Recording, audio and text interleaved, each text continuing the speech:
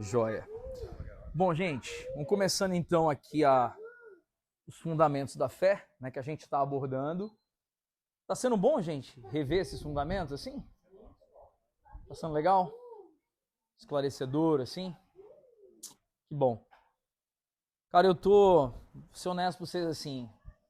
Sabe aquelas fases que você tem na vida assim, que você fala, cara, eu tô no lugar que eu queria, fazendo o que eu queria, na hora que eu queria e com o povo que eu queria, assim, sabe? Acho que estou vivendo esse momento, assim, porque eu sempre sonhei em pegar essa parte de fundamentos da fé e esticar esse assunto, sabe? E a gente sempre teve que fazer ou com muita pressa ou com muita forçação de barra, assim, né? Mas hoje eu enxergo, assim, que é o Senhor que tem nos trazido para esse tempo, né? Essa oportunidade. Muito bom. A gente não pode esquecer o quê? Nós estamos estudando o livro de Hebreus. Qual é a espinha dorsal? Vocês lembram? A espinha dorsal é a suficiência de Cristo. O escritor aos Hebreus chegou no capítulo 5, versos 11 a 14, deu uma dura nos irmãos, falando assim, gente, nós precisamos avançar. E eu queria não tocar de novo nos fundamentos. Mas aí ele cita os fundamentos no início do capítulo 6. Primeiro fundamento qual foi? Qual foi o primeiro fundamento da fé? Arrependimento. Segundo, fé. Terceiro, semana passada, foi batismo. E esse daqui, de hoje, imposição de mãos. Legal? Vamos lá. Imposição de mãos. Primeira coisa que eu queria trazer é o seguinte. O quarto fundamento da fé para a vida dos discípulos é o da imposição de mãos. E é o fundamento que é especificamente para servir no reino de Deus, compartilhando a graça que recebemos do Pai. Então, eu até escrevi ali, né? Que nós somos as mãos de Jesus aqui na terra.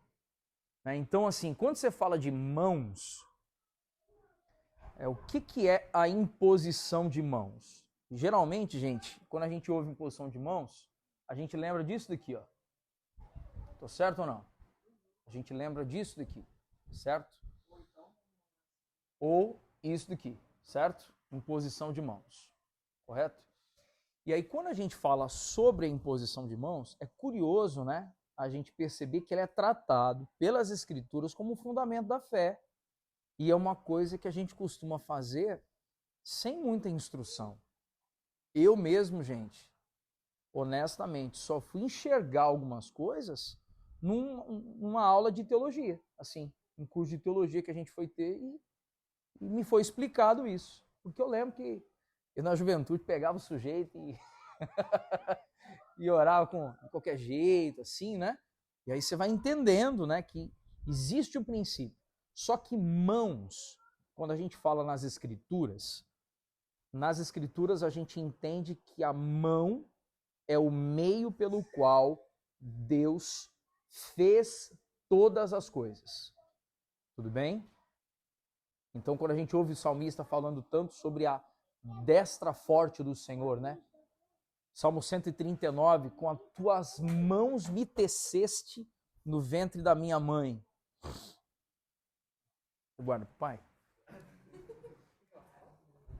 E aí, quando a gente usa essa expressão, então a mão, ela está falando, gente, de criação.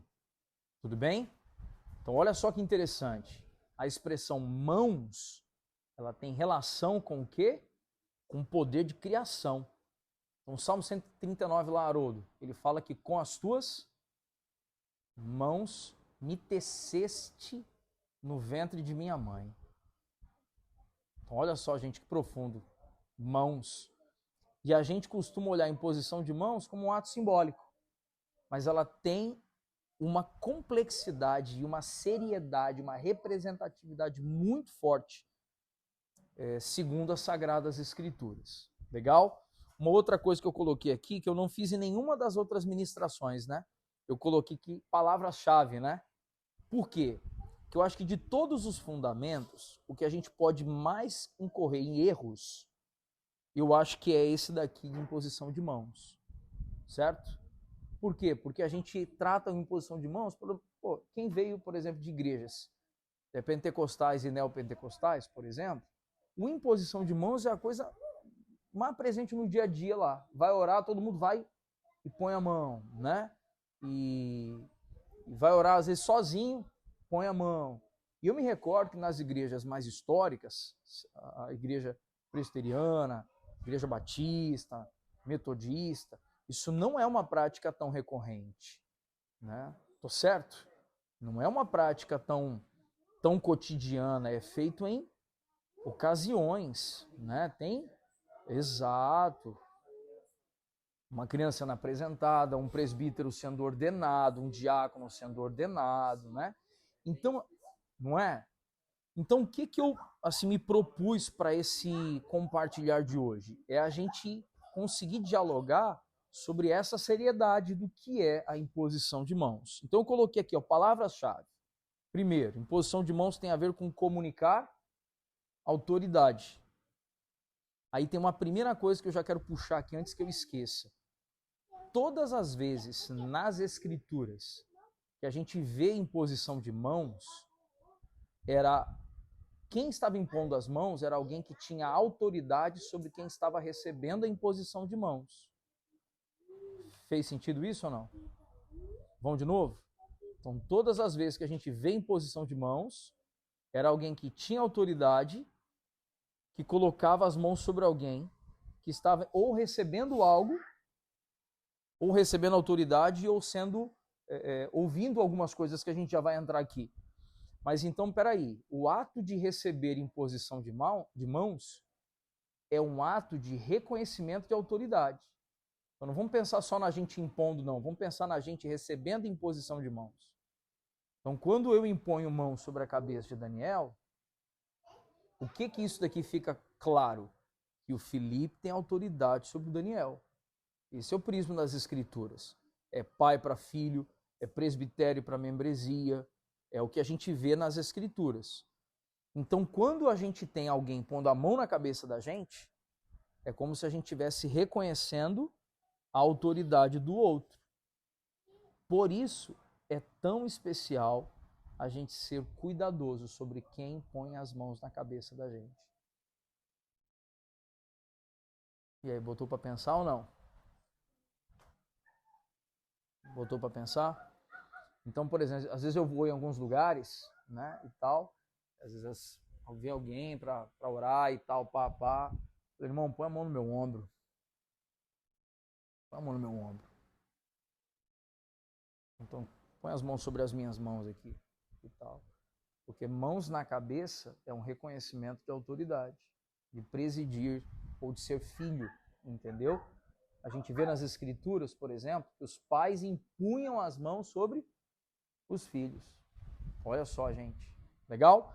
Outra palavra-chave aí, reconhecer, endosso. Então, quando você põe as mãos sobre alguém, geralmente isso é feito, por exemplo, na questão de presbitério, né? Questão de igreja. Isso é feito perante a igreja, não é verdade? Então, quando você põe as mãos, você está endossando. Você está reconhecendo aquela pessoa. Então, o impor as mãos tem esse papel.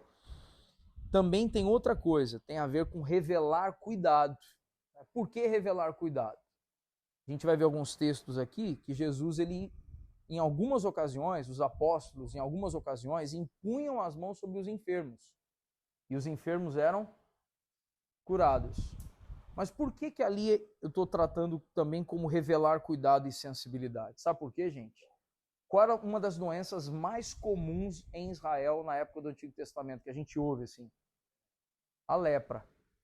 E a lepra era uma das consequências do pecado do povo, certo?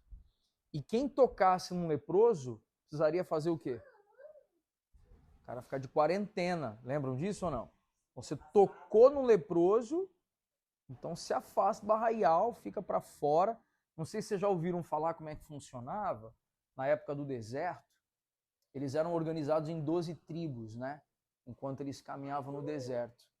E aí ficava o tabernáculo aqui, e aí ficavam 3 tribos, 3 tribos, 3 tribos, 3 tribos. Totalizando as 12 tribos no entorno do tabernáculo. E aquilo era chamado de o arraial do povo de Deus. Aquelas canções, né? O arraial do povo de Deus. Lembra disso ou não? Essa, né? E aí a gente vê que isso era o arraial. Se alguém tocasse num leproso, a pessoa tinha que ir para fora do arraial. Então, geralmente na região dos desertos ali, na região do Oriente, é muito montanhoso, né? Eles tinham cavernas e tal, então o povo tinha que sair e ficar na região das montanhas ali. Né? A mulher, nos dias das suas regras, elas tinham que sair do arraial, gente. Eu não consigo imaginar um negócio desse. Do fluxo de sangue. 12 anos, né?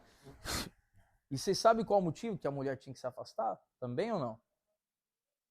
Mas olha só como as leis espirituais, como elas têm uma representatividade biológica, que a gente não tinha esse conhecimento.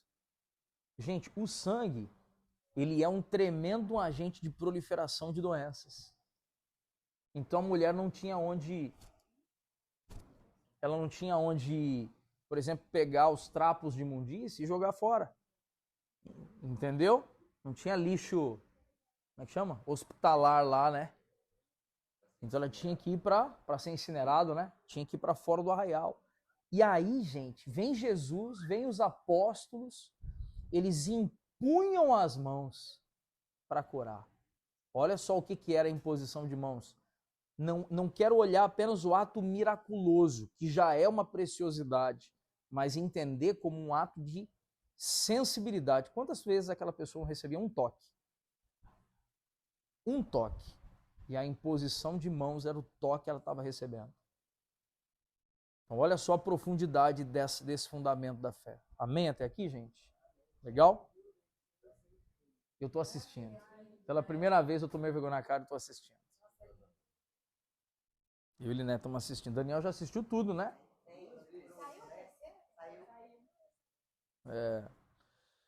Então vamos lá. E aí eu coloquei aqui, coloquei ali atenção, poder e vontade, né? Estava lembrando de um texto, não sei se vocês lembram, Mateus 5-7, Jesus está proclamando o Sermão da Montanha. Mateus 8, Jesus desce e tem um enfermo. E aí Jesus chega perto dele e ele fala assim, Senhor, se tu quiseres, tu podes me curar. Olha essa expressão, se tu quiseres, tu podes me curar. Então, qual o entendimento? Ele reconhecia que Jesus tinha poder. Só que quando Jesus vai e se dirige a ele, Jesus vai e toca ele. Era um leproso, gente. Eu fico imaginando a reação das pessoas à volta. Assim, não, Jesus, não toca nele que você vai ter que ficar isolado, né? Vai ter que ficar em quarentena. E aí Jesus toca e Jesus disse, eu quero, seja limpo. Olha só, se tu quiseres, tu podes me curar. Jesus o toca e diz, eu quero. Ele não disse eu posso. Ele disse eu quero. O que vocês enxergam disso, gente? Quando Jesus vai dizer eu quero, seja limpo. Autoridade. Ele se pôs, né?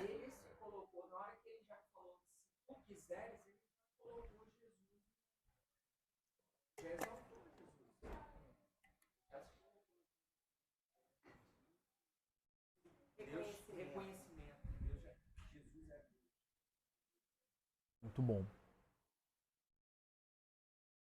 Sabe qual outro elemento que eu enxergo também? Jesus não responde eu posso. Jesus respondeu eu quero.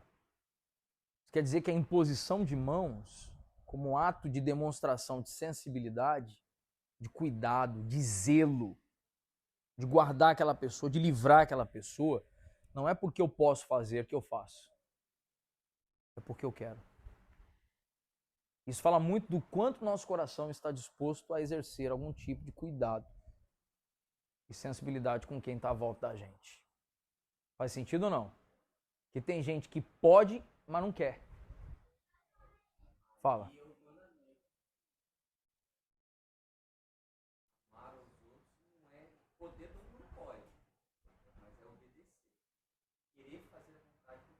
Muito bom. Muito bom. Legal até aqui, gente? Por quê? Porque o que é o querer ali? Eu sei que eu posso, mas não adianta nada eu poder e não ter a iniciativa de ir lá e impor as mãos, né? E correr o risco, né? Porque quando você impõe as mãos em alguém, gente, você tá correndo um risco, né? Tá ou não tá? Você tá se doando, né? Legal? Então vamos lá. Definição desse fundamento. De modo bem simples, podemos definir esse fundamento assim. Impor as mãos é comunicarmos a graça de Cristo aos irmãos a quem servimos. Eu gosto muito dessa expressão. O que é comunicar? Gente, honestamente, para pessoas que não tiveram uma tratativa muito afetuosa ao longo da vida, muitas vezes você não vai conseguir, digamos assim, chegar no coração da pessoa sem antes perpassar por um toque gentil. É ou não é verdade? Um toque gentil, um toque afetuoso. Tá ligado, velho? Tá firme? O nariz tá enxergando bem? Opa, é os olhos, desculpa.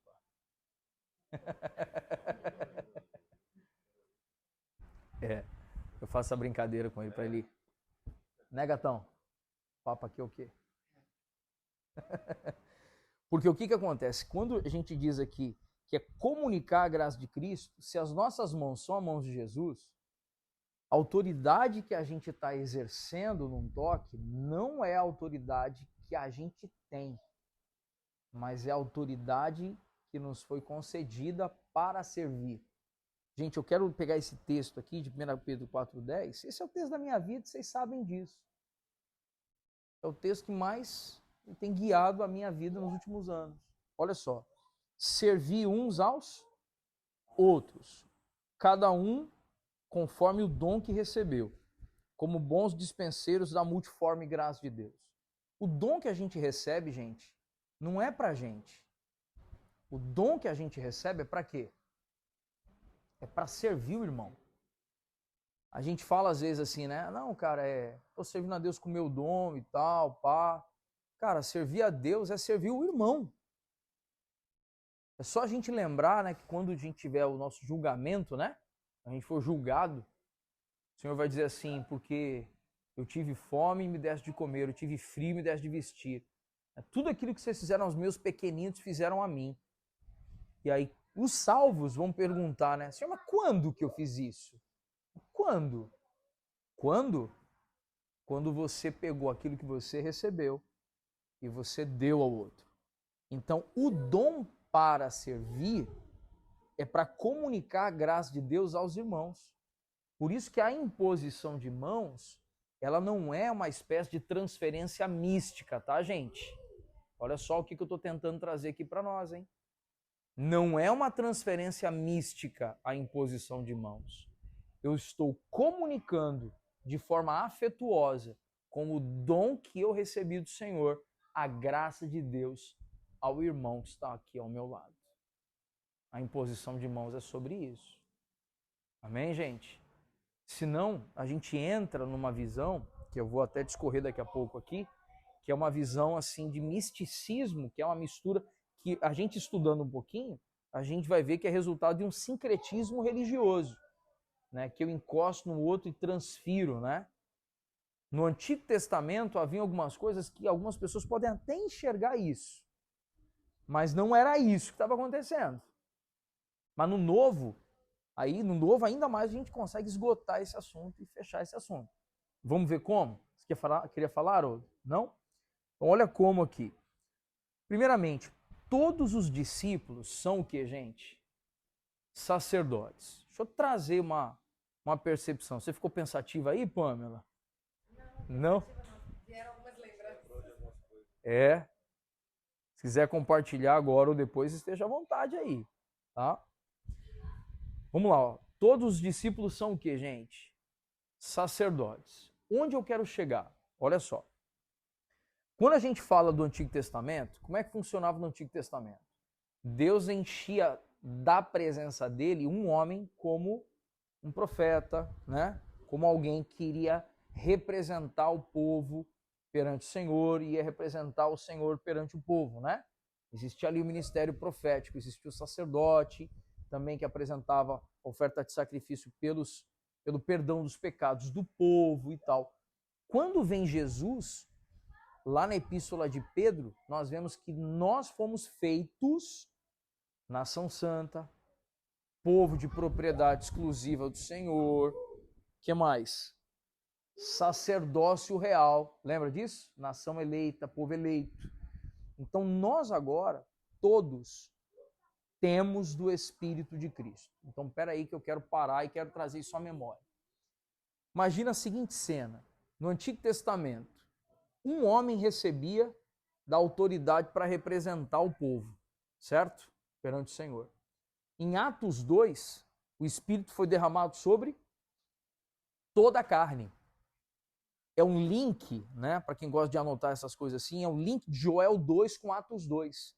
Em Joel 2 há uma profecia, que eu derramarei o meu Espírito sobre toda a carne, vossos filhos e vossas filhas profetizarão, os vossos velhos terão visões, vossos jovens sonharão, e parará, parará, parará. Em Atos 2, o Espírito se derrama sobre toda a carne. Então, nesse momento, quem vive dentro do Weber? Quem vive dentro da Pâmela? Quem vive dentro do Rafa? O Espírito de Cristo está vivo dentro da gente. E aí, nesse cenário, todos nós recebemos da graça de Deus. Se nós recebemos da graça de Deus, nós temos o que repartir de Cristo. E aí, como nós temos o que repartir de Cristo, nós devemos comunicar a graça de Cristo. Amém? Comunicar a graça de Cristo uns aos outros. Agora, olha só. Aqui, ó. O que acontece quando nós impomos as mãos? Esse texto aqui, eu dei uma... Vamos ver se eu consegui expressar isso daqui direitinho. Nascidos de novo, inseridos no corpo de Cristo, o Espírito Santo morando no espírito dos discípulos, estes comunicam a vida e o poder do Espírito Santo quando impõem as mãos sobre as pessoas. Então, quando a gente impõe as mãos, nós não estamos transferindo nada, gente. Nós estamos apenas comunicando a vida e o poder de quem? De Cristo. Amém? Não há transferência, até usei essa expressão entre aspas aí, não há transferência de um pastor ou líder para alguém. Apenas estamos revelando, demonstrando a autoridade de Cristo diante de alguma necessidade ou demanda. Não há base bíblica neotestamentária para a transferência de unção. Vocês já ouviram essa expressão, gente? Transferência de unção? E aí usa-se muito uma expressão, não ouviu, mano? Então, por exemplo, quem veio das realidades pentecostais, neopentecostais e tal, a base que eles usam é a capa de Elias que ficou para Eliseu, irmão. Aí Eliseu pegou e teve a unção dobrada, né? E tal. O que nós temos que lembrar, gente? O que é unção? Vamos até tocar nesse assunto. Quando a gente usa a palavra unção, nossa, fulano ali tem unção, né? E tal. O que isso quer dizer? Fala, Samuel. Na prática, eu vejo muito, a gente ouvia muito assim, que a pessoa chega a unção, não, a pessoa é cheia de poder de Deus, fala em línguas, tem a expressão, né, dos dons, né? No dia a dia, né? Sim. Dessa forma. Sim. Essa questão aí, pastor, que eu estava lembrando, porque na igreja que a gente foi, tinha muito, 2 a 3 vezes no ano encontro com Deus. Então, por exemplo, tem pessoas que já estão lá, sei lá, 6, 7, 8, 10 anos. Mas igual, por exemplo, aconteceu um caso de uma pessoa que queria uma folga no domingo para poder ir para casa do filho, e aí não pôde receber porque tinha que participar do encontro que vai trabalhar, preparação. É sempre a mesma reunião, falando a mesma coisa de todos esses anos. E aí ela não recebeu essa liberação, porque é um período que eles tiram para se encher de unção, trabalhar, né? Para poder depois fazer essa transferência para quem quer me passar. Gente, é como se de determinada forma, até o que fosse acontecer ali, estivesse na responsabilidade de quem está se preparando. Aí é uma época que eles têm que, obviamente, orar, jejuar, ok. Mas aí não pode faltar nenhuma reunião dão uma intensificada ali em determinadas atividades que eles fazem, para que nesse encontro tenha essa transferência de unção da sua vida para o outro. Sim. Então isso era algo assim que a gente ouvia muito, né? Sim. Então vamos atuar em cima dessa fala da Pamela? Vamos atuar em cima dessa fala? 1 Samuel, capítulo 16, tem um texto. Anota essa referência aí. Eu não vou ler, mas vou mencionar. 16. 1 Samuel 16, profeta Samuel ouve do Senhor que ele deve ir à casa de Jessé para ungir um rei. Aí vem todos os irmãos de Davi primeiro e Davi é trazido. Tudo bem? Samuel pega um chifre de algum animal que era usado como reservatório, né, de óleo, enche o chifre de óleo e derrama o óleo na cabeça de Davi. O texto diz que quando Samuel ungiu a Davi, o Espírito do Senhor se apoderou de Davi. Então, o símbolo é o óleo, mas não era o óleo que fazia a diferença. A diferença foi quando o Espírito do Senhor se apoderou de Davi. Por quê? Nós vamos falar disso tudo agora então. É bom que você tocou nesses assuntos que a gente já trabalha isso como entendimento para nós. E aí, Pamela, olha que interessante. Por que o Espírito Santo se apoderou de Davi? Porque era o Espírito do Senhor que ia conferir a Davi a autoridade para reinar. Sem o Espírito Santo, ele não poderia reinar. E aí, ainda no capítulo 16, acho que é lá perto do verso 17, diz, logo depois, assim, e o Espírito do Senhor se retirou de Saul. Olha que loucura. Porque como a autoridade para governar só poderia estar sobre um homem, quando Samuel derrama o óleo sobre a cabeça de Davi, Davi agora é cheio do Espírito do Senhor, não pode ter dois caras com autoridade para reinar. Então, imediatamente o Espírito do Senhor se retirou de Saul. E é quando vem um espírito atormentador sobre Saul e atormentava ele. E foi quando Davi pega a harpa. Lembra dessa cena, gente? Inclusive, uma das pessoas, né, recebi aí, alguém fez um contato recentemente, né, e falou assim comigo. Falou, cara, entre uma lança e uma harpa, escolha a harpa. Porque quem tem a harpa nas mãos não precisa se preocupar em expulsar qualquer espírito mal com uma lança. Porque a harpa é que expulsa esse espírito mal por causa da presença de Deus ali. Especial isso, né? Mas enfim, então fez sentido, Pamela? Agora olha só, o Espírito do Senhor se apodera de Davi. Só que em Atos 2, o Espírito foi derramado sobre toda a carne. Então, se o Espírito foi derramado sobre toda a carne, para que eu preciso do óleo agora, então, gente? Entendeu? Então, vocês não me verão, gente. Vocês não me verão lambrecando vocês de óleo e de azeite. Vocês não me verão fazendo isso. Pastor, tem alguma base bíblica para usar óleo no Novo Testamento? Tem. Tiago nos ensina: alguém entre vós enfermo, chame os presbíteros, unja o enfermo e a oração da fé salvará o enfermo. Ungir o enfermo, legal. Aí você vai lá no grego, vem da expressão aloés. E aloés era um creme medicinal. Em outras palavras, tem alguém entre vós doente? Dá o remédio, ora e vida que segue. Faz sentido, gente? Então esse lance do óleo é uma perspectiva neotestamentária ou verotestamentária? É verotestamentária, é Antigo Testamento. Faz sentido? Segunda coisa, Pamela, aproveitando aí, o óleo, a imposição de mãos, né? Vamos falar do óleo, já vamos falar da imposição de mãos. É sobre pessoas ou é sobre coisas? O Espírito Santo habita em pessoas.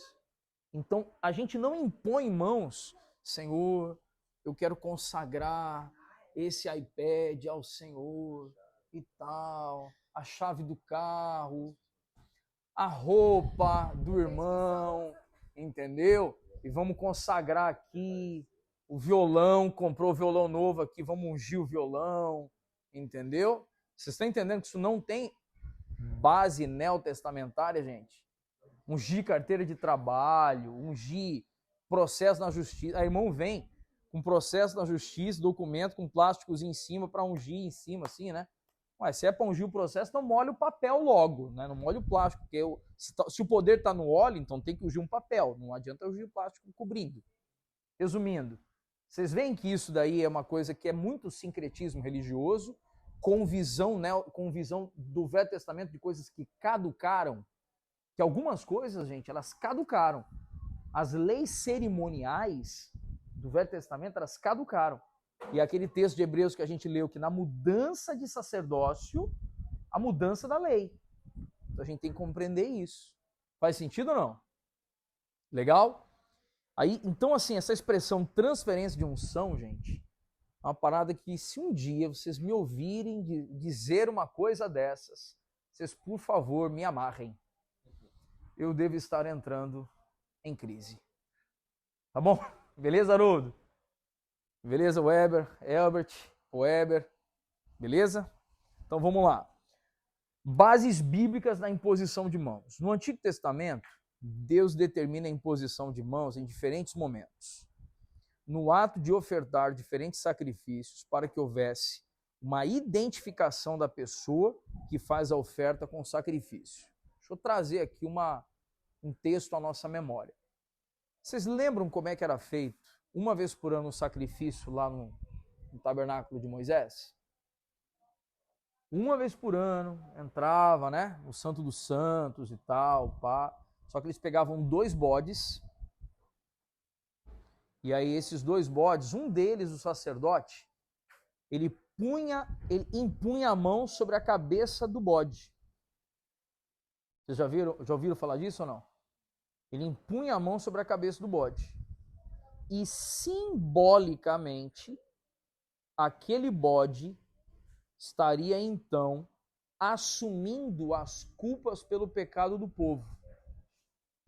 E aí esse bode era levado para fora do arraial. E o outro bode era abatido para que com derramamento de sangue houvesse ali uma chama no altar.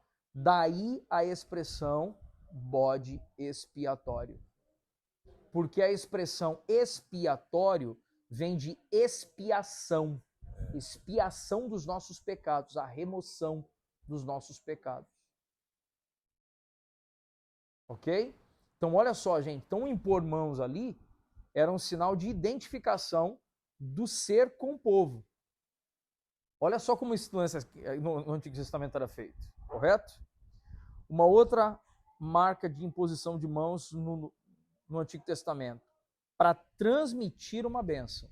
Gente, em Gênesis tem uma cena que é incrível e assustadora ao mesmo tempo.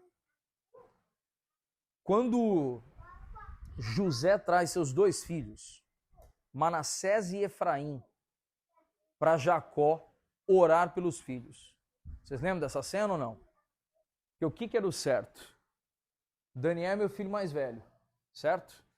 Então o certo é a minha mão direita sobre a cabeça do Daniel e a minha mão esquerda sobre a cabeça de Samuel.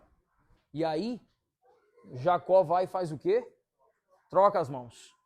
E aí Jacó já era cego, né? E aí José, não, meu pai, não assim. Ele usa essa expressão, né? Na tradução de João Ferreira de Almeida é assim, né? Não, meu pai, não assim. E aí Jacó repreende José. Né? Repreende José e diz, assim será. Então, a imposição de mãos ali para comunicar o que, gente? Bênção. Tudo bem? Segundo modo de imposição de mãos. E terceiro, na consagração de pessoas. Então, todas as vezes que havia uma consagração de pessoas, isso era feito também com imposição de mãos. Vocês estão vendo como isso era feito no Antigo Testamento, então, gente? Para expiação dos pecados sobre um animal, para comunicar a bênção do pai para um filho e na consagração de pessoas. Agora, perspectiva neotestamentária, Novo Testamento, gente. Primeiramente, a imposição de mãos tem uma finalidade. Qual a finalidade? Abençoar. Primeira perspectiva. O que a gente consegue trazer à memória aí? Podemos conferir bênçãos por meio desse gesto, tal como Jesus que abençoou os seus discípulos. Agora, gente, olha que interessante aqui. A gente vai abençoar, por exemplo, o Poeber, por exemplo, chegou e a gente vai orar por ele, ele vai fazer uma prova domingo que vem, certo? Então, o que nós vamos fazer? Nós vamos impor mãos sobre ele, correto? O que nós estamos fazendo? Nós estamos abençoando. Mas esse abençoar não é porque o Felipe tem uma bênção e a bênção do Felipe passa para o Poeber. Não é por transferência. Por isso que eu usei lá no começo a expressão comunicar a graça de Deus por meio da imposição de mãos. Então, quando a gente impõe mãos, não está rolando uma transferência de bênção aqui. O que está acontecendo é, nós estamos, então, em oração, clamando que a bênção do Senhor seja derramada sobre ele. E o gesto da imposição de mãos é um ato de sensibilidade, de modo que ele se sinta parte de uma família. Ele é parte dessa comunidade de irmãos. Faz sentido ou não, gente? Então, esse é um primeiro prisma da imposição de mãos. Aí eu até coloquei ali no meio, né? Por meio desse gesto, acompanhado de oração, podemos encorajar nossos irmãos em meio a decisões sérias ou lutas. Podemos encaminhá-los a alguma viagem ministerial ou pessoal. Então, alguém vai fazer uma viagem longa. Qual a coisa mais comum que a gente está acostumado de ouvir? Ô, gente, ora por mim aí que eu vou fazer uma viagem, né, e tal. Então, o que nós podemos fazer? Imposição de mãos, certo? Mas uma imposição de mãos em que sentido? É para transferir bênção? Não. É para clamar que a bênção do Senhor esteja sobre o irmão e ele terá a percepção da nossa sensibilidade. Tá fazendo sentido ou não, gente? Amém? E lá no finalzinho eu coloquei em negrito que quando impomos nossas mãos em nome do Senhor Jesus, é Ele mesmo colocando suas mãos com amor, graça e poder. Eu tenho um amigo, eu vou estar com ele no fim desse mês, inclusive. Ele é um pouquinho mais novo que eu, tive a alegria de poder cooperar com a obra do Senhor na vida dele por uns 10 anos, assim, né? Aproximadamente. E ele tem muita dificuldade de toque físico, né? Você vai abraçá-lo, ele não abraça. Você vai abraçá-lo, ele tem muita dificuldade, sim, de ser abraçado. Né? E o que eu enxerguei, assim, né? Que ao longo da formação dele, ele tem marcas, e eu discernindo isso, assim, não com todo entendimento, tá, gente? Discernindo isso, tipo, da forma que eu, com as minhas limitações, consegui enxergar. Eu percebia que para ele, isso daqui, ó, esse ato, colocar a mão no ombro assim, ó, e abençoá-lo com alguma expressão e tal, isso era curador pro coração dele, assim, sabe? Porque alguém que foi criado num ambiente de tamanha hostilidade, e inclusive ambiente religioso de tamanha hostilidade e cobrança, e para ele isso daqui, ó, era especial. Entendeu, gente? Agora, a única coisa que é importante a gente compreender, nós podemos fazer esse movimento aqui uns pelos outros ou não? Podemos fazer esse movimento aqui uns pelos outros? Claro, o Espírito de Cristo está em nós, gente. Está em nós. O que nós recomendamos é que quando nós lemos nas Escrituras e impunham a mão sobre as cabeças, aí nós vemos que é uma relação diferente nas Escrituras, entendeu? Aí tem uma distinção. Mas até aqui tudo bem ou não?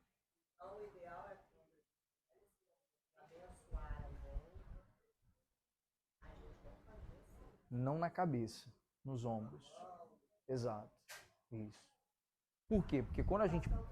Exato. E às vezes, Adriana, e nesse sentido, acho que eu não preciso nem me esforçar para fazer vocês acreditarem no que eu vou dizer, assim. Eu não tenho misticismo quanto a isso. Mas entendendo o que o ambiente muito plural, muito diverso, pode fazer como leitura, quando eu vou às vezes pregar em algum lugar, eu não ponho as mãos na cabeça das pessoas. Entendeu?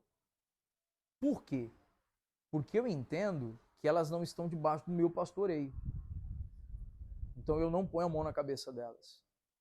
Isso quem me orientou foi um cara que me viu fazendo isso. Um irmão, pastor, que a gente foi ministrar uma conferência juntos, a gente viajou juntos, fomos para o Rio de Janeiro, fomos para Campos dos Goytacazes, pregar uma conferência lá. Aí viajamos e tal, a conferência estava uma igreja Assembleia de Deus, pegando fogo lá e tal, pai. E eu na época estava numa outra vibe também, né? E eu impondo as mãos e tal, o cara me puxou no púlpito, gente, tava nós dois, o cara me puxou no púlpito, assim, pela camisa, vum! Mano, não põe a mão na cabeça do povo, depois eu te explico. E pá! E aí eu continuei. Aí eu, sabe quando você toma um choque assim, né? Tal. Aí depois ele me explicou e aquilo gerou uma consciência pra mim. Assim, cara, realmente, a mente é a sede das nossas escolhas e pensamentos. De novo eu digo, não sou supersticioso, mas muitas vezes quem põe a mão está se pondo numa posição que não lhe compete. Então, quando eu não deixo pôr as mãos sobre mim, eu estou deixando claro qual é a relação. Eu consegui me expressar bem nesse momento ou não? Então, às vezes a gente tem... Já vou te ouvir, Mimi. Só fechar esse pensamento. Às vezes a gente lida com pessoas que são obreiros, são tementes a Deus, a gente que ama Jesus, mas tem suas carências. Eu acho que eu mencionei aqui algum tempo atrás, o filho não obedece a ele, o filho não se submete a ele. Então, o dia que ele é pastor, que é um líder, ele vai querer que os outros o obedeçam, é a compensação. Ele tem essa falta, essa necessidade. Então, não. Mãos na cabeça é algo que eu lido com, não com misticismo, mas com um pouco mais de zelo, por respeitar muitas vezes a diversidade que a gente vai encontrar num lugar. Faz sentido, gente? Fala, Milene.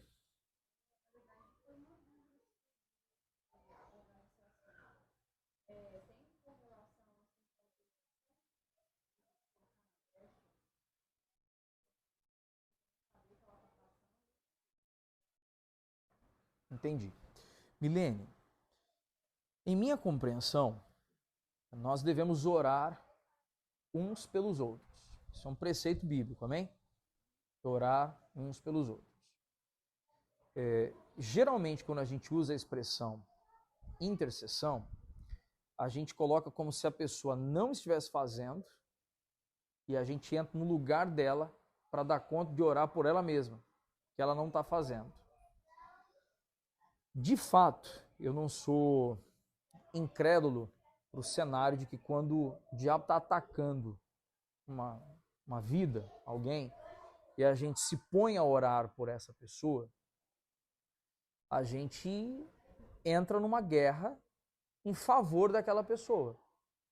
Mas eu entendo isso muito mais com naturalidade do que com a preocupação do tipo, não, eu não vou impor as mãos sobre aquela pessoa porque eu não quero trazer sobre mim, a gente usa a expressão muito retaliação, eu não quero trazer sobre mim uma retaliação que é o ataque do diabo sobre aquela pessoa, então eu quero ter cuidado no impor as mãos, né? Mas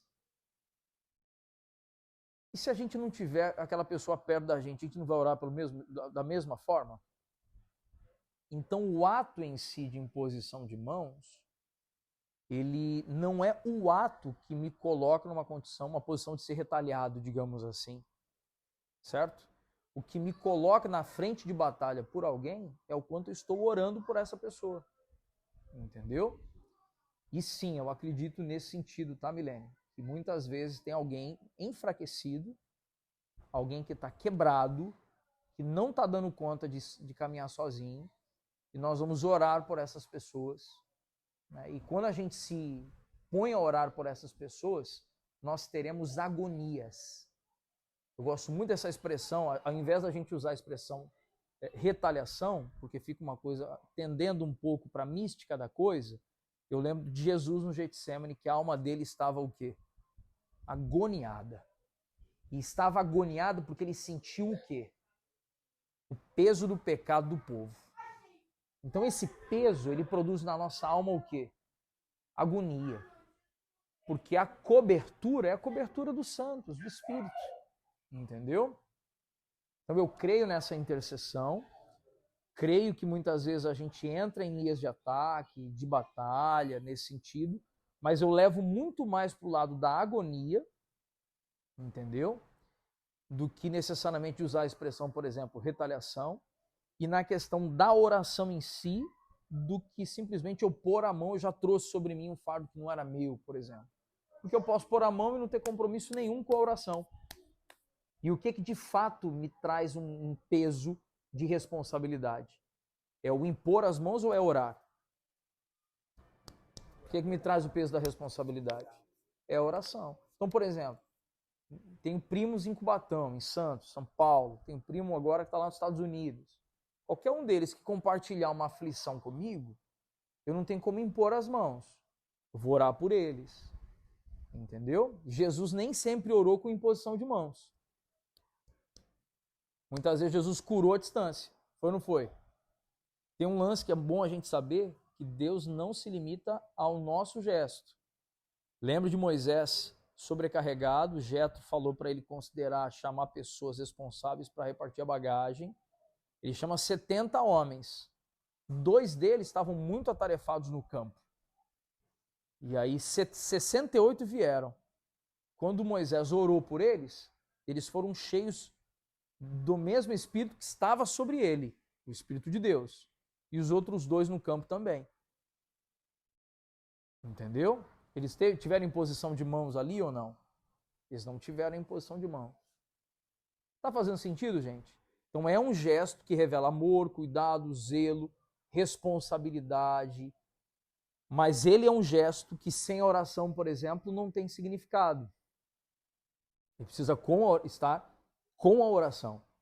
E a oração é que é, na verdade, o maior agente ali. Amém? Tranquilo até aqui, gente? Então a primeira coisa, abençoar. Segundo, orar por cura.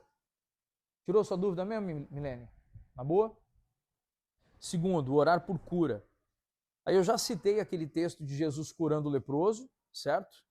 Tem outro texto aqui, né, que na grande comissão de Marcos 16, 18, o Senhor Jesus diz: se impuserem as mãos sobre os enfermos, eles ficarão curados. Não é um texto, gente, que a gente vai olhar de forma restritiva. Como assim de forma restritiva? Ah, se não impuser as mãos, então não vai curar? E a história do centurião romano? Jesus, libera a cura sobre minha filha aí. Que eu sei que assim como eu estou sujeito à autoridade, e há homens que estão sujeitos à minha autoridade, né? Há homens sujeitos à minha autoridade. Se o Senhor der a ordem, ele será curado. Lembram disso ou não? E não precisou ir. Não precisou impor as mãos. Vocês entendem que, tipo assim, o nosso maior desafio talvez é lidar com um pouco da mística que a gente carrega sobre o impor as mãos, assim? É um gesto, gente. É um gesto sério, que tem uma representatividade. Mas ele não é o gesto de transferência, entendeu? Ele não é um limitador do poder de Deus. Amém? Terceiro ali, comunicar a vida do Espírito. Aí, aqui eu quero ter muita cautela, eu sei que é um ponto de dúvidas, né? Olha só, a imposição de mãos para conferir a vida do Espírito Santo está descrita em Atos 8,17. E ele diz: então lhes impunham as mãos e recebiam estes o Espírito Santo. Era ministrado na ocasião do batismo, normalmente. Certo? Mas Deus não está preso para derramar o seu Espírito através desse gesto, como, por exemplo, ocorreu na casa de Cornélio. Né? Então vamos olhar esses textos? Alguém abre lá Atos 9. Primeiro Atos 9:17. Primeiro texto aí. Atos 9:17. É o primeiro. Lê o outro. Porque o primeiro já é esse que está escrito aí.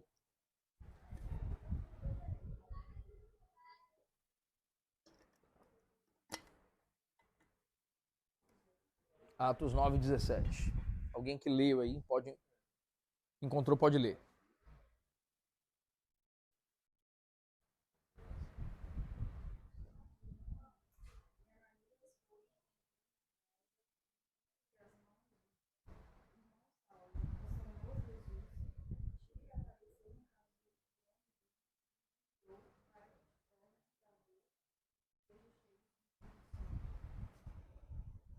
Lê o outro para mim, o verso seguinte.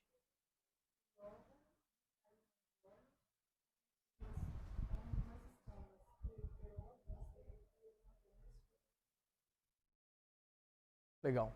Sabe o que eu gostei nesse texto, gente? Ananias chega, Saulo estava cego, lembram disso? Tinha visto a luz de Jesus, a luz do Cristo. E aí ele ficou cego, né?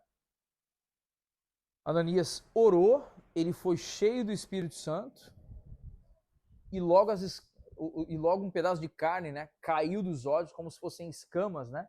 E ele voltou o quê? A enxergar. Por que eu, em especial, gostei desse texto assim? Que ele mostra que Ananias estava comunicando a ele a vida do Espírito. Mas a manifestação da vida do Espírito ali veio por restaurar a visão. Vocês ouviram isso ou não? A vida do Espírito ali em Paulo produziu nele um restabelecimento da visão. Porque geralmente, quando a gente usa esses textos de impôs as mãos para que sejam cheios do Espírito, há muitos textos, irmãos, muitos textos, que falam sobre foram cheios do Espírito e passaram a falar noutras línguas. Tudo bem? E aí alguém me pergunta assim, pastor, mas e onde é que entra esse falar noutras línguas aqui? Porque, então, isso é a base do falar em línguas ser a evidência de ser cheio do Espírito? Vocês já tiveram essa dúvida ou não? Já ouviram essas discussões ou não? Que a pessoa foi cheia do Espírito Santo e começou a falar em outras línguas, né? É a pergunta que a gente mais ouve, né? O que a gente não pode esquecer? Que naquela época, qual foi o sinal dos discípulos terem sido cheios do Espírito Santo? Em Atos 2. Vocês lembram? Em Atos 2 eles passaram a falar o quê? Noutras línguas. Só que tem que ter atenção. O que é esse noutras línguas? Vem de glossonaria. Está falando em vários idiomas. Porque na época existiam medos, fenícios, persas, todos em Jerusalém, e eles passaram a ouvir o evangelho nas suas próprias línguas, certo? Então, naquela época, para que os irmãos judeus reconhecessem os gentios como sendo cheios também do Espírito, eles precisavam que os gentios tivessem o mesmo sinal. E qual foi o mesmo sinal que eles receberam? O falar noutras línguas. Que está falando de aqui a língua dos anjos, é isso que a gente está falando aqui ou não? Não, nós estamos falando de glossonaria. Entenderam a ideia ou não, gente? E aí, como eles passaram a ter o mesmo sinal, passaram a ter a mesma evidência, aí inclusive lá na época, na casa de Cornélio, todos passaram a falar noutras línguas e profetizar. E o profetizar aqui, gente, não é o assim diz o Senhor. O profetizar aqui é falar da reta verdade da Sagrada Escritura. Esse era o profetizar. Eles estavam falando com precisão e fervor da Sagrada Escritura. Então, quando eles impuseram as mãos, foram cheios de Espírito, passaram a falar em outras línguas e profetizar, naquele tempo, alguém ouvir sobre esse incidente, eles testificavam no coração, de fato, foi o Senhor que fez isso. Porque é o mesmo sinal que estava sobre nós, está sobre eles. Consegui me expressar bem, irmãos? Isso dá um nó na cabeça, não dá? Gerou... Tem mais nó aí? Não, eu falei, já tem mais hoje em dia. É. Por quê? Porque se a gente entende que o falar em línguas, por exemplo, é a plenitude do Espírito, então a gente tem um problema sério aqui. Porque tem vários irmãos nas Escrituras que não tem relato deles terem falado em línguas. Sempre eu vi que tem que ter evidência, né? Falou assim, a evidência que você dá é a evidência. Inclusive, eu estava lembrando aqui das 3 festas. Batismo, né? A gente tirava um dia para poder fazer o batismo das pessoas. Aí depois tinha a oração lá para receber o Espírito Santo, né? Mas tinha realmente ter um movimento diferente. E aí depois a ceia. Pois é, olha que fato curioso, que naquela época, quando uma pessoa era batizada, o que acontecia com ela? Ela cria no evangelho e já batiza logo, né? Porque ela vai perder a família, lembra disso? Quando a pessoa saía da água, eles impunham a mão na cabeça da pessoa e oravam, Senhor, enche esse irmão com teu Espírito. A imposição de mãos e orar por enchimento do Espírito era um ato de pedir ao Senhor em oração para que ele fosse cheio do Espírito. Por isso, arrependei-vos, cada um de vós seja batizado e recebereis o dom do Espírito. Então, o ato de pôr a mão, gente, era uma alusão ao que tinha acontecido com Jesus. Olha só, Jesus, quando batiza no Rio Jordão, é batizado no Rio Jordão, não vem o Espírito Santo sobre ele como uma pomba? Então, eles sabendo disso, quando eles batizavam os primeiros convertidos, quando a pessoa saía da água, o que eles lembravam? Quando Jesus saiu da água, o Espírito Santo desceu como pomba. Então a pessoa saiu da água, põe a mão na cabeça, Senhor, assim como tu estivesse descendo sobre o teu filho aqui nesse lugar, que o Senhor desça sobre esse irmão aqui, com o teu Espírito. Então a imposição de mãos era um ato ali na hora do batismo. Uma das formas, né, da imposição de mãos ali. E esse enchimento do Espírito, como símbolo, né, há um marco, uma marca. Existem irmãos que creem assim, gente. A gente respeita. Tudo bem? Hoje eu tenho uma outra compreensão. Né? A minha compreensão é mais batista, é mais presbiteriana sobre isso. Né? De que quando você recebe a Cristo, você recebeu o dom do Espírito. Agora, eu não nego que ao longo da vida a gente vai crescer. E ao longo da vida, a vida de Jesus vai ser mais vista, certo ou não? Vai ser mais percebida, a gente está sendo regenerado.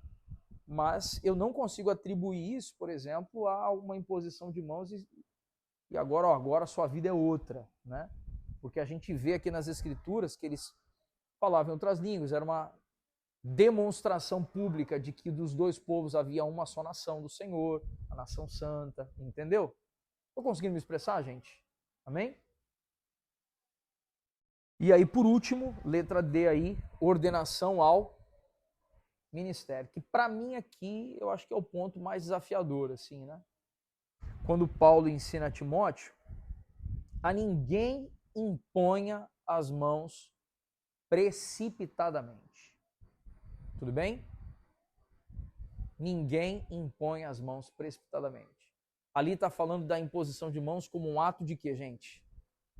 De ordenação, de reconhecimento de autoridade. Olha só que interessante, gente.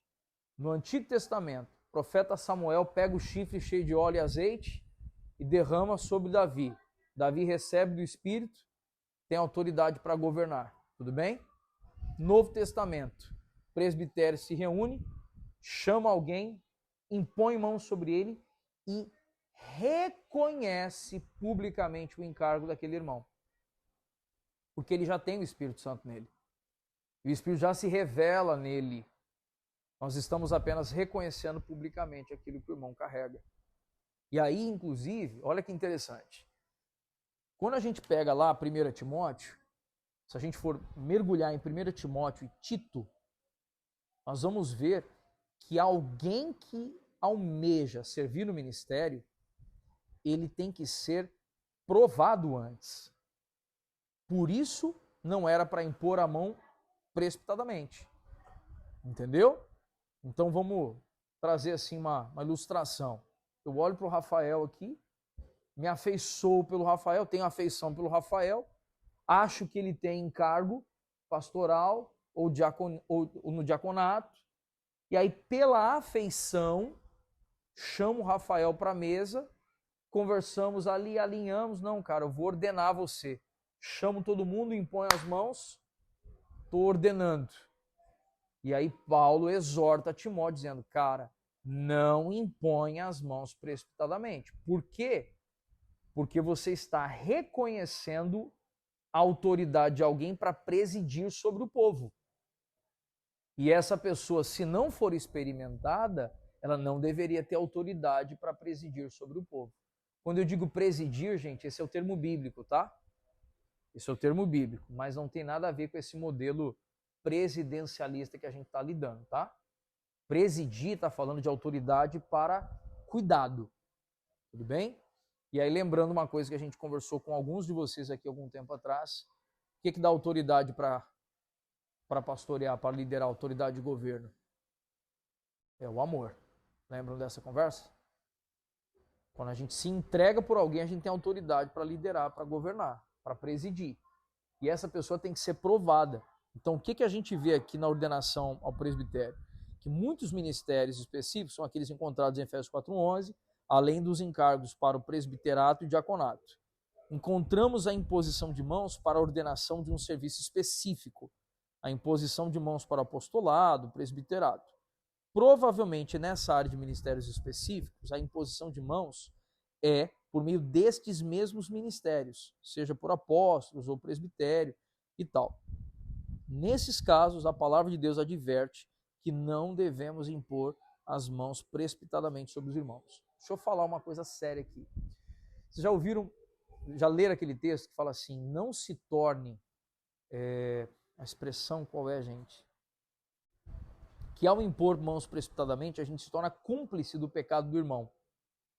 Vocês já ouviram esse texto ou não? Você impõe as mãos sobre alguém que você se torna cúmplice dele. Por quê? Se eu imponho mãos sobre alguém que está vivendo na prática deliberada de pecado, eu estou dando autoridade para alguém que está em prática deliberada de pecado. E ele tem autoridade para governar com aquela pureza, com santidade? Ela não tem, mas está na posição de autoridade. Então, inclusive, assim, o Hernandes Dias Lopes teve um podcast dele, assim, achei muito especial. Ele falou assim, quando você vai, por exemplo, para revitalizar uma igreja, né? Aí você viaja agora 300 quilômetros, 500 quilômetros, vai revitalizar uma igreja. E você chega na igreja, só tem você de obreiro lá e tal, pá. Qual é a primeira coisa que acontece? É o desejo logo de formar uma equipe, né? E aí ele fala assim, a melhor coisa muitas vezes para esse líder ou para a convenção é não pôr um líder e deixar o povo ir se cuidando mutuamente por enquanto, até que alguém seja qualificado para exercer liderança. E aí ele cita inclusive o problema da igreja da Galácia. Quando você vai para a igreja da Galácia, ela não tinha um líder. Olha que loucura, gente, uma igreja. Tudo bem, cara? Tranquilo? Quando você vai para a igreja da Galácia, ela não tinha um líder. E por que não tinha um líder? Porque ainda não tinha ninguém que tinha sido ainda experimentado, passado por um crivo do presbitério, do conselho apostólico que existia na época, para presidir. E aqui eles colocam que a imposição de mãos é um reconhecimento de autoridade. De novo, é transferência, gente, que nós estamos falando aqui? Não é, é reconhecimento. Aí, inclusive, por exemplo, entre nós, assim, né? Praticamente todos nós aqui começamos juntos do zero aí, né? O que a gente enxerga, né? Que é a igreja que reconhece. Então a igreja está vendo alguém que começa a servir, tem um coração abnegado, servir. Essa pessoa passa a ser observada, passa a ser encorajada, passa a ser impulsionada. E daqui a pouco a igreja reconhece aquilo. E a igreja reconhecendo, aí o presbitério vem e apenas faz o quê publicamente, gente? Com a imposição de mãos, ele reconhece. Com um ato de imposição de mãos. Então, enquanto há um zelo no sentido da seriedade dessa imposição de mãos, é importante a gente compreender que, por exemplo, no quesito oração para cura, eu não preciso da imposição de mãos. O Senhor pode curar independente da imposição de mãos. Amém, gente? Gerou dúvidas aí, gente? Esse assunto ele é bem aberto. Porque até então eu não tinha a compreensão eu não sei o que é. Vamos com as mãos. A gente não tinha esse conhecimento. O que é que está acontecendo? Eu não sabia. Sim. Sim. Então, por exemplo, já que você tocou nesse assunto, deixa eu aproveitar e citar uma situação. Vamos supor o seguinte, a gente vai orar por alguém e a gente vai impor mãos, certo? Quando, por uma questão de, aí eu vou trazer até uma questão mais de ética ministerial, de zelo, no que necessariamente encontrar um texto como referência. Tudo bem? Você está num lugar, você sai impondo mãos em todo mundo? Cara, então peraí, quem é o pastor aqui desse lugar? É o pastor tal. Então eu mesmo, por exemplo, eu vou pregar em algum lugar, eu não saio impondo mãos em ninguém. A menos que o pastor chegue e fale assim, ô pastor, vamos impor as mãos junto comigo aí? Por quê? Porque eu tenho esse cuidado, entendeu? Porque eu sei que isso tem uma representatividade para muitos irmãos. Então, como não quero agredi-los, eu não faço de forma assim, meio estabanada. Segunda coisa, às vezes você vai orar, né, por um irmão, uma irmã, então, como é que eu vou orar? Eu vou me pôr a mão na cabeça? Então, por exemplo, eu sou homem. Qual o cuidado que eu preciso ter? Se eu for impor mãos na cabeça, eu vou ficar de frente para essa irmã. Eu preciso ter cuidado em como eu estou de frente para essa irmã. Porque dependendo, por exemplo, do vestuário dela, não convém eu ficar de frente para ela. Certo? E às vezes eu não posso pôr a mão no ombro. Às vezes a irmã está com uma blusa, por exemplo, tomara que caia. E eu não posso pôr a mão no ombro, eu estou pondo a mão diretamente do corpo dela. Então eu vou aqui no cotovelo. Entendeu? É uma postura minha. Vocês já notaram isso. Vocês já perceberam esse tipo de atitude minha. Eu vou aqui. Por quê? Porque eu preciso ter o cuidado. Certo? Um outro aspecto. Às vezes a gente vê adolescentes indo orar uns pelos outros. Aí bota a mão no ombro. Aí teve um caso de um adolescente que foi orar por uma menina bonitinha. E aí ele foi orar impondo as mãos nas costas dela. E aí começou a meio que massagear. Rapaz, eu cheguei dele, no joelho dele. Falei, pode deixar que eu oro aqui, filho. Dá licença. Entendeu? E aí, mas por quê? Zelo. Zelo, você está entendendo, gente? A prudência. Né? Então, outra situação. Às vezes tem um caso de uma irmã que está lá para receber oração. O caso de um irmão que está para receber oração. E a irmã está sozinha. Né? E a irmã é solteira. Ou a irmã é casada e o rapaz é solteiro. Vá com alguém. Vá com alguém, não vá sozinho. Entendeu? Então são coisas assim que parecem bobas, mas elas definem muitas vezes a pureza do nosso olhar. Entendeu? Pureza do nosso gesto. Então, o que eu... Só um instantinho.